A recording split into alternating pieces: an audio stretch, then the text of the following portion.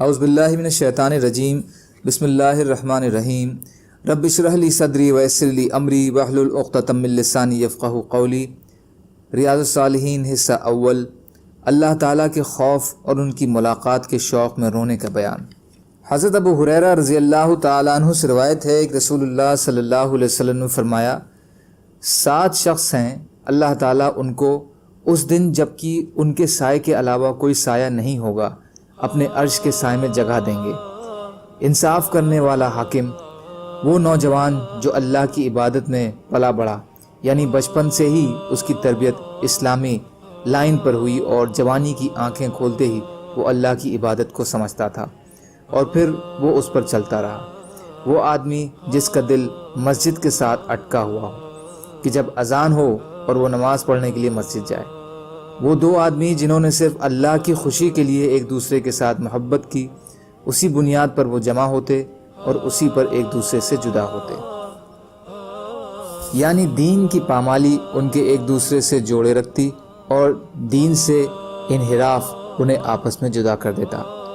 وہ آدمی جسے حسد اور نسب اور حسن و جمال والی عورت نے دعوت گناہ دی، لیکن اس نے یہ کہہ کر اسے رد کر دیا کہ میں اللہ سے ڈرتا ہوں۔ وہ آدمی جس نے اس طرح چھپ کر صدقہ کیا کہ اس کے بائیں ہاتھ کو بھی یہ پتہ نہ ہوا کہ اس کے دائیں ہاتھ نے کیا خرچ کیا۔ اور وہ آدمی جس نے اکیلے میں اللہ کی یاد کیا اور اس کے خوف سے اس کی آنکھوں سے آنسو بہنے لگے۔ بخاری اور مسلم۔ فائدہ، یہ روایت اس سے پہلے باب فضل حب فی اللہ رقم 376 میں گزر چکی ہے۔ اس باب میں اسے اللہ کے خوف سے رونے کی عظمت کے بارے میں بتایا گیا ہے۔ یہ اللہ کا خوف انسان کو دنیا میں اللہ کی نافرمانی سے روکتا ہے، جس کا بدلہ آخرت میں اللہ کی رضامندی اور اس کے نعمتوں بھری جنت ہے۔ حضرت عبداللہ بن شخیر رضی اللہ تعالیٰ عنہ سے روایت ہے کہ میں رسول اللہ صلی اللہ علیہ وسلم کی خدمت میں حاضر ہوا اور آپ صلی اللہ علیہ وسلم نماز پڑھ رہے تھے۔ میں نے دیکھا کہ آپ صلی اللہ علیہ وسلم کے سینے سے رونے کی وجہ سے اس طرح آواز نکل رہی تھی جیسے چولہے پر رکھی ہوئی ہانڈی سے نکلتی ہے۔ ابو داؤد۔ حدیث صحیح ہے۔ امام ترمذی نے اسے شمائل میں صحیح سند سے نقل کیا ہے۔